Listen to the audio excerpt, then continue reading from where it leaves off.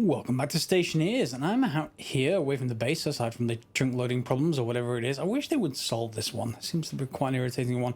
We're out here looking for... Oh my... I just changed my mind. I need to come back here. Remember where this is, a hill opposite our base. I'm out here searching for a fairly rare, at least on my map it's rare, metal. Because I want a ground penetrating radar. I'm missing all kinds of iron ore all over the place and gold, just like we just saw by accident. And I want to find it from the surface. So ground penetrating radar it is, which needs us to get solder. Now solder on, in the real world is, let's just grab some of this copper. Solder is an alloy of tin and lead and sometimes silver, and there's various bits and pieces. You can get different types of solder, like lead-free solder, etc. In Stationeers, however, it is a fairly simple route to get solder. It is just iron and lead, and it's 1-to-1, so just half and half. Whatever you want to put in to get solder back out. However, iron isn't all that hard to find. Lead, on the other hand, it's it can be a little bit tricky. You just see coal everywhere. As you can see here, I've got 8 lead so far, and this is yet more coal. So it would be nice if some of this was... I keep finding copper, which I really do need. And I don't want to fall accidentally down a hill. Are we going to find any more lead out here? If not, I may have just to make... it's going to be 16 solder. So let's see, is that lead? No, that's coal. Very annoying. I will have to go and look for it later. Let's get on with the episode, shall we, rather than watch me mine. I've done some bits and pieces between the episodes. I've moved the solar panels. They were annoying me because they were kind of blocking me from building stuff. They were out here towards me, but now they're up. You can probably just about see in the distance. Maybe a little bit dark until we get closer. Are you lead? Are you lead? Please be lead. No, cool. You may be able to see this structure starting to take form here. They're no longer there. They're on top of this. I've moved all of the infrastructure, and let's just turn this off, including the electronics onto the side of this. Here we are, coming into range now, and including the battery.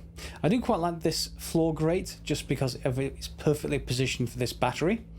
There we have all the same setup. I'm not going to go through it again because we've already done it. And yes, it is the initial cheap version rather than the really accurate version.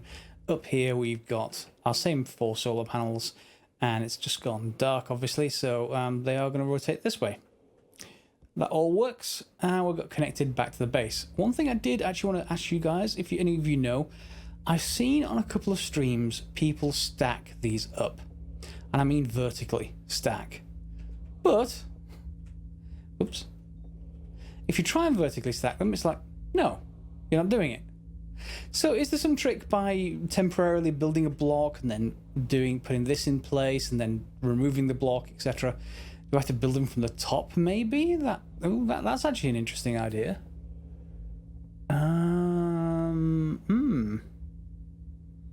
That is an interesting idea. Shall we try it? Well, no. Well, sort of. Because even if I had a block here, I could put one right there, then, if that was the case. But then I couldn't put one here. I want them to be stacked quite close. Yeah. So if anyone's got any ideas, I welcome them.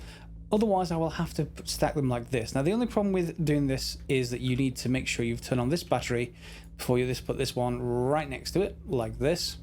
Because it's going to cover up the on-off switch, and I don't think you can actually get to it even if you... Yeah, you can't do sort of a fiddle right between the blocks. No, we're not getting to it. Which is fine, there's no problem with that. We can then use these in parallel. Well, I suppose you could use them in series, but not much point at the moment. Use them in parallel, and you can use them essentially as a larger battery at that point. So we can then change this to go in here, and on this side, just lead out and go that way, back towards our base.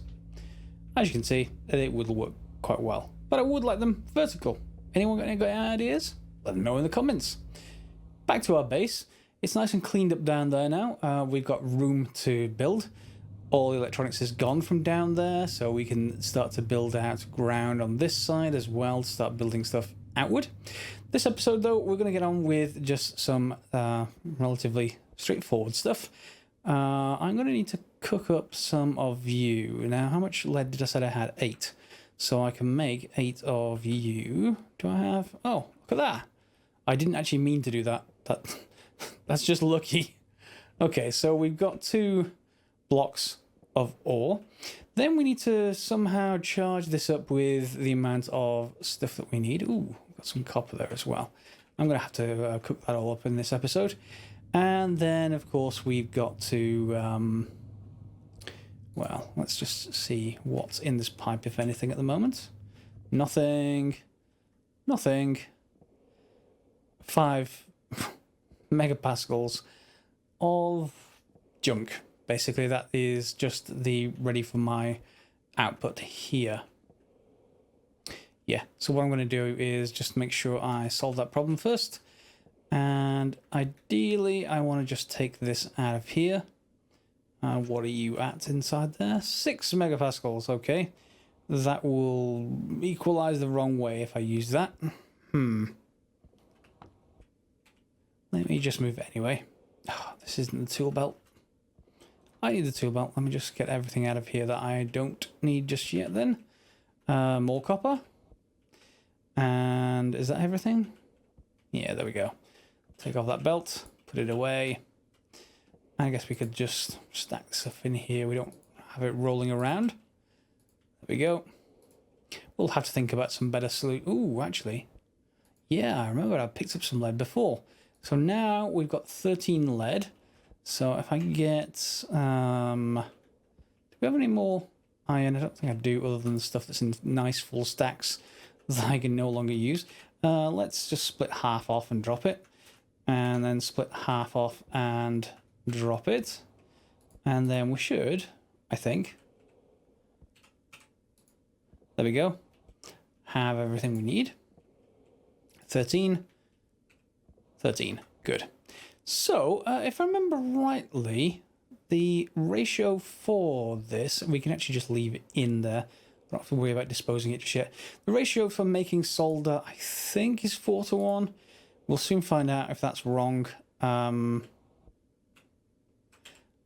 want some of you. So, I think it's 4 hydrogen to 1 oxygen, but we need to know something else first.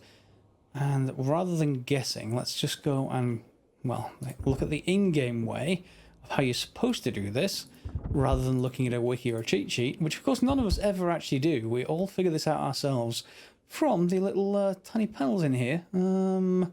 E-reader, there we go. Everyone uses the e-reader, right? All right, let's drop that down. Let's get rid of you and... yeah, the atmospheric cartridge. In fact, let's just put it in there so I don't lose it. And then while we're at it,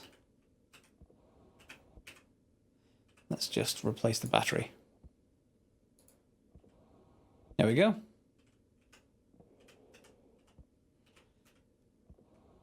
Yeah, so let's just grab the e-reader.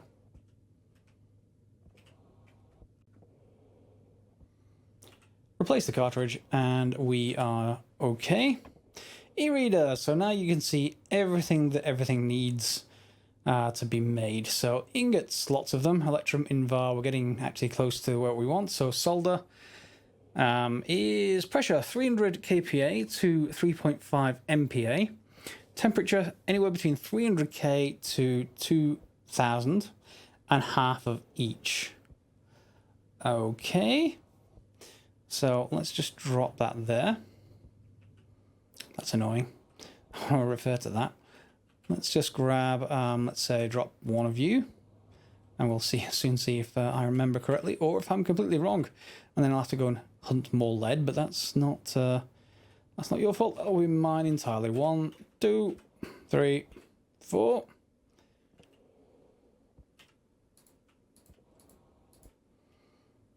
Okay, 4 in the top. Grab the oxides, they can go in as well. grab the iron. Oh, actually, let's just ignite it first and let's see how close we get. Activate. So it's at 2000 degrees Kelvin, which is fine. And the pressure is actually fine as well, 100. So we can just grab this, hopefully. Assuming I didn't just misread that. That's entirely possible. And we'll produce 26 of ingot solder. Doof. Okay, so we can then reuse this, I guess, to cook down. People have kept on suggesting this. To cook down pretty much everything else. So let's just see if that will work. Yep, there we go. That's going to produce... Let me just put that away. That's going to produce iron.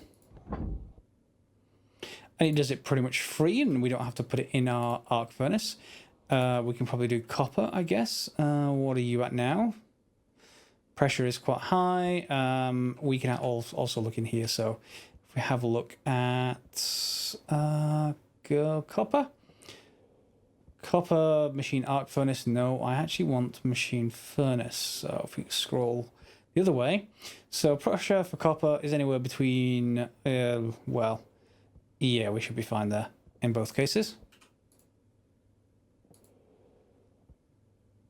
And up it goes. And it opens straight away, which is fine. And was there anything else I wanted to cook up? I don't think there was. I guess we could do this other iron as well, but maybe we should save that for some steel if we need some steel later. But in any case, we have a nice... amount of solder now, and we have a furnace. Obviously we can use that, and hopefully people will not stop nagging me now to use the furnace. It's free essentially, but of course you got to get rid of the emissions. So let's just trade this over with our atmosphere analyzer. There we go. And what are our emissions like in there? What have we got? We've got lots of CO2.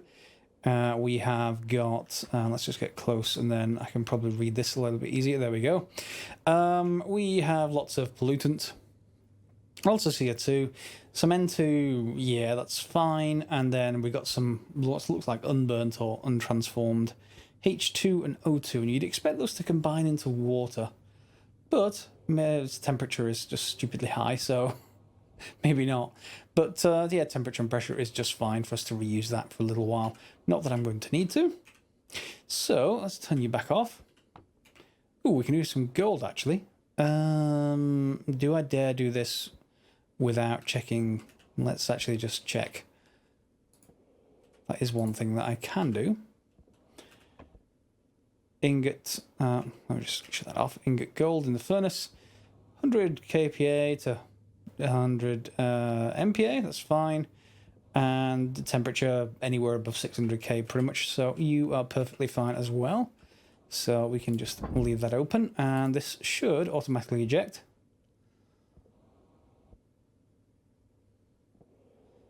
There we go. Easy. And done. Okay, remember when I said we needed to get some steel? Well, I still had even enough heat left in there to do that just fine. We're still way above 600K. That's by the way, that's not the hardest things to make. Electrum needs over 700K, but its pressure is higher, I think. Invar needs 1.2K to 2K, so you can't go too high on the temperature with Invar. And the pressure has to be quite high as well. So we do have to worry about that. It's iron and nickel. We will have to get to some of these other metals as well. Again, Constantan, so 1,000 to 1,500. And is that it? Yeah, I think the rest are relatively straightforward. Constantan and Invar are the troublemakers, and we'll have some kind of setup with our furnace to resolve that, I think. Oops, I've got a couple of pieces of iron left. And but that's not for now. We won't need them this episode, I don't think. Oh, I really hope not. Not set up for it at all. Okay, so what we are going to be able to do, however, is make a ground penetrating radar. We just need that solder we just made. We're going to need 5 of it. We've got 26. So you don't need all that much lead. So let's make that. And that's going to just Continually make. That shouldn't be a problem. And then once that's made, we're going to go, hopefully this won't eject it into the atmosphere. Oh, no, there we go. Ground penetrating radar. And yeah, we've got a few different things. We've got space for a battery, so I'm probably going to want to make another battery anyway. Let's just make one of those. After we've made the ore scanner, I think. Yep. Let's just make sure that's shifted. That shouldn't take very long at all. Okay, and now a large battery. People did say there is a nuclear battery as well. It's like even, I think it's like 10 times as large. Yeah, I would love one of those. I don't think, well, we have some nuclear fuel around. Oh, it's nice. I couldn't even see that before, but now I'm out there, it does maintain, it doesn't maintain those chunks, but yet we still have other chunk problems over there where I've definitely been. Yeah, but nice to see we're in a valley. Anyway, where was I? I've forgotten again. Yeah, nuclear batteries. There is some nuclear uranium out, nuclear fuel, uranium out there in the hills somewhere. I've seen it a couple of times. We could get a hold of that later, but for now, I'm just going to stick with this. We're going to need some copper. Thankfully, we have made some copper. Did I put it in my bag? I thought I'd made copper. Unless we've just used it all, which is entirely possible. Yeah. Are you even hot enough? Yeah, you're still hot enough. And if I've forgotten where the copper is, or if I've missed it, then you know what you're getting. There we go. Wait for that to finish. Out you come. And there we go. We'll just get another battery large started. Then we can go and put our Atmos analyzer away. And we have an ore scanner. No signal. That's what we expect. We can now grab, let's say, let me just exchange that with my suit battery. Insert the battery cell. Good. And is that all we need? On we go. And scan. Okay. That's not doing... Oh, wait, there we go. There we go. Yeah, so there's something in that direction. Is there anything else around? Let's go and pick this up. And go for a bit of an explore, shall we? I'm going to find something first and bring you right back. I assume the red is just the ore scanner itself. Never mind. But to no one's surprise, it's showing that we have some ore in this direction, and of course I'm stood right next to it, just so you can get an idea. Hopefully that will then mean that we will have an impression of how far that ore extends. So let me take this to somewhere a bit more valuable than some coal, like that gold spot that I thought I'd completely got all the gold out of, and that I probably didn't. Let's go and see how well I did. Okay, this is the gold spot that I was in last episode. I've done a bit more digging down there, and I got that other stack of gold. So if we then turn it on here, and let's see whether that comes up. So now, we've got something in that direction. Let's go and see what's down that way, shall we? Oh, look! Some gold. All right, and it's saying there's more that way, maybe? Oh, we got some more gold. Oh, this is nice. This is very nice. Particularly if I find something, you know, like, I don't know, maybe lead or the other ingredients for the other alloys, I'll be very, very happy. I've got enough nickel as is, but then, whoops, too far. And I wonder if this is live updating or if it actually needs a rescan every time. Let's just see what happens if I rescan again. Seems to be pretty live. I guess we can just keep going this way and see if we get more gold. Are we going to get more? It's coming up right now, or it should be.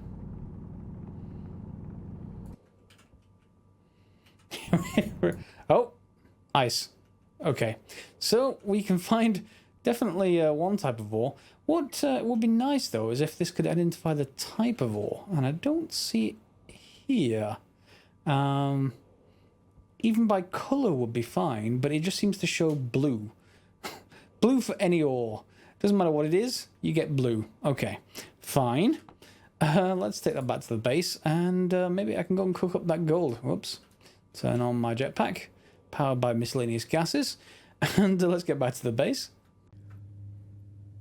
Okay, so while this episode is going to be a bit shorter than normal, and yes, I know 20 minutes might seem long for most of you, but yeah, a little bit shorter than normal just because I need to go out and do something, unfortunately, today. I did want to literally leave you with a few choices maybe to vote on. I think we're going to build probably a gas mixing room out here next. This seems like a nice place to put it.